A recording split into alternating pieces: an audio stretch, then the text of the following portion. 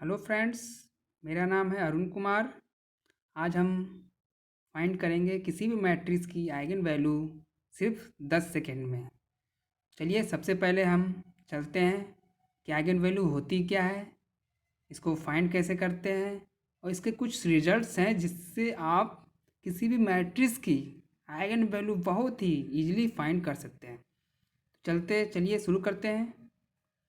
देखिए मैंने eigen value की डिफिनीशन लिख दी है। Let A I J N cross N be a matrix A I J element of F जो फील्ड होगा। Lambda delta element of F is said to be an eigen value if there exist X not equal to zero such that A X equal to lambda X where X is called eigen vector corresponding to eigen value of lambda. ठीक है, ये हो गई eigen value की definition. अब हम इसके कुछ रिजल्ट्स थे जो कि बहुत ही इम्पॉर्टेंट है। अगर आप रिजल्ट्स को याद कर लेते हैं तो आप किसी भी मैट्रिक्स की आइगन वैल्यू बहुत ही इजीली फाइंड कर सकते हैं। एंड अगर ऑप्शंस वाले क्वेश्चन आ जाएं तब तो आप ऑप्शन देख के ही आइगन वैल्यू आप निकाल लोगे, उसको सॉल्व करने की ज़रूरत ही नहीं है।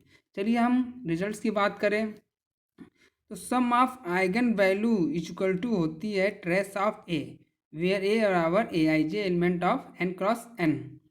Trace of A equal to summation of I equal to 1 to n lambda I equal to lambda 1 plus lambda 2 dot dot dot N. मतलब अगर भी किसी भी अगर मान लीजिए दो आइगन वैल्यू हैं उनका सम ट्रेस के इक्वल हो जाएगी। एंड सेकेंड क्या है, product of eigen value of matrix A equal to determinant of A. मतलब अगर अगर आइगन वैल्यू आपकी दो हैं, लेमडा 1 लेमडा 2 सपोज, तो लेमडा 1 डॉट लेमडा 2 उसके डिटर्मिनेंट के इक्वल हो जाएगी, मैट्रिक्स के डिटर्मिनेंट के इक्वल हो जाएगी। Product of I equal to 1 to n lambda I delta 1 delta 2 lambda 1 lambda N. Third क्या है, अगर आपकी किसी भी क्वेश्चन में दे दिया हो if A I determinant of A minus lambda I equal to zero, तो इसका मतलब ये होता है if lambda is an eigen value of matrix A. जो ये लेमडा होगी ये eigen value of matrix A की हो जाएगी। एग्जाम्पल के तौर पे अगर इफ़ लेमडा अगर determinant of A equal to zero दिया है तो इसकी लेमडा की वैल्यू क्या हो जाएगी, zero. If lambda equal to zero is an eigen value of matrix A. ये हो गया। अब फोर्थ कंडीशन क्या है, ईच रो ऑफ सम और ईच कॉलम सम और each row and column sum is a fixed number.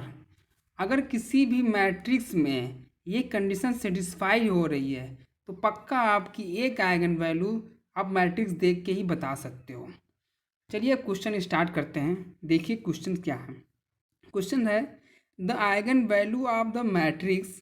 ये कोई मैट्रिक्स दिया है, इसमें हमको आइगन वैल्यू फाइंड करनी है जिसके कुछ ऑप्शंस दिए हुए हैं। ये मैट्रिक्स क्या है, देखिए A H G 0 B 0 0 C ये 3x3 की मैट्रिक्स है। देखिए अगर किसी भी मैट्रिक्स में उसका ये रेंज दिया हो 3x3, अगर 2x3 के हो तो हमेशा स्क्वायर टर्म में होगा, मतलब दोनों ही इक्वल होंगे। ठीक है, तो 3x3 का मतलब है तो इसके आइगन वैल्यू कितने होंगे, 3 होंगे। अगर 2x2 होता तो इसके आइगन वैल्यू कितने होते, 2 होते। तो चलिए मैंने आपको पढ़ाया था कि आइगन वैल्यू क्या होती है, sum of eigen value equal to trace of A. Trace of A, तो यहाँ पे हम इसकी ट्रेस कितनी होगी, trace of A equal to sum of diagonals होता है। ट्रेस मतलब होता है सम ऑफ डायगोनल्स। तो trace of A equal to होगा A plus B plus C. तो इसमें कौन कौन से आइगन वैल्यू होंगे, ए होगा, बी होगा, सी होगा। तो then the eigen value of A is A B C. तो हम सी पे टिक मार देंगे। ठीक है सर, समझ में आया बच्चों? और आप वीडियो को स्किप बिल्कुल मत कीजिएगा, नहीं तो आपको समझ में जल्दी नहीं आएगा। अब हम सेकेंड क्वेश्चन पे आते हैं। The eigen value of the matrix A 5 4 1 2 are, इसकी आइगन वैल्यू हमें फाइंड करनी है। तो आपको मैंने बताया है कंडीशन ट्रेस ऑफ ए आपको मैंने बताया है कंडीशन क्या है, trace of A equal to कितना होगा 5+2 इक्वल टू 7। बस सिंपल सा हमको यही चेक करना है कि इसमें जो आइगन वैल्यू होंगे वो उसका सम कितना होना चाहिए, 7 होना चाहिए। तो 6 और 1 इसका सम क्या होगा, 1+6 कितना होगा 7। इसका सम कितना होगा -1 -6 कितना होगा -7 -1 +6 कितना होगा 5 होगा। 1 - 6 कितना सम होगा -5 होगा। 7 इसमें किस में आ रहा है, 7 आ रहा है फर्स्ट कंडीशन में, तो हम एक ठीक कर देंगे। देखिएगा आप बहुत इजीली सॉल्व कर ले जा रहे हो। अब हम नेक्स्ट क्वेश्चन पे आएंगे जो 3x3 की मैट्रिक्स है, जो कि 3x3 की मैट्रिक्स है। अब इसमें क्या कह रहा है, ए बराबर दिया 1 1 2 1 -2 5 2 5 -3 3x3 then the eigen value of A R. तो इसमें आइगन वैल्यू हम बताने की कोशिश करेंगे कि आप कैसे फाइंड करोगे।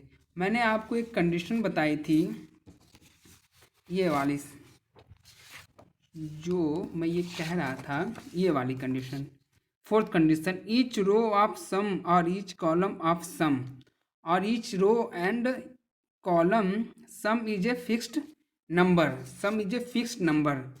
तो देखिए यहाँ पे 1 + 1 + 2 इसका कितना आ गया है, इसका कितना आएगा 2 2 2 4, इसका सम कितना आएगा 4, इसका सम 5 और 6 और 4, इसका भी सम कितना आएगा 4। तो 4 इज एन आइगन वैल्यू,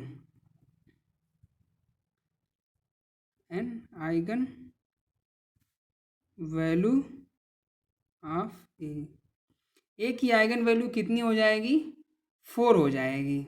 ठीक है फ्रेंड्स, मतलब एक आइगन वैल्यू हम λ1 = 4 हमारा फाइंड हो गया।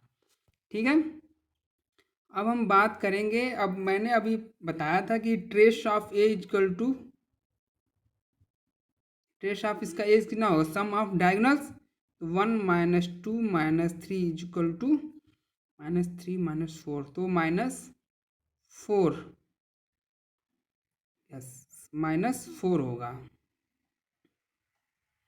सम ऑफ डायगोनल्स कितना होगा, trace of A equal to -4। अब हम चेक करेंगे इस कंडीशंस में कि -4 किस में आ रहा है। अब इसमें आ रहा -4, तो हमारा λ1 कितनी है 4, तो ये कंडीशन क्या होगी रॉन्ग हो जाएगी। अब इसमें 4 है, इसमें 4 है, इसमें 4 है, तो हम इन तीनों में ही चेक करेंगे।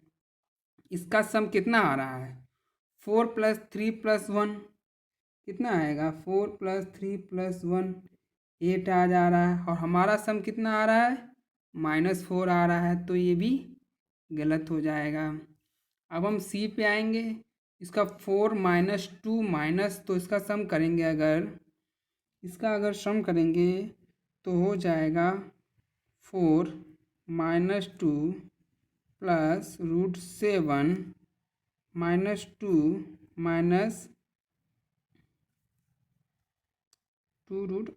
कितना हो गया 2√7 -2 -2 इन दोनों का सब्ट्रैक्ट करेंगे तो कितना आएगा 4 - 4 = 0 आ जा रहा है। तो फ्रेंड्स हमारा सम कितना आया है 4, तो ये भी हो जाएगा गलत। अब हम ऑप्शन डी पे आएंगे, तो ये क्या हो जाएगा सही हो जाएगा, तीनों गलत है, फिर भी हम लोग चेक करेंगे क्या इसका सम 4 -4 आ रहा है कि नहीं। तो चलिए चेक करते हैं, तो हो जाएगा 4 -4 प्लस √13 -4 -√13, तो √13 हो जाएगा कैंसिल, और 4 माइनस हो जाएगा 8 = -4। तो क्या हो गया -4 कंडीशन सेटिस्फाई कर रहा है, तो आंसर क्या होगा डी ऑप्शन। आई होप कि आप लोगों को अच्छे से समझ में आया होगा। प्लीज़ अगर वीडियो आपको अच्छा लगे तो please like, subscribe and share की ज़रूर कीजिएगा। थैंक यू, धन्यवाद।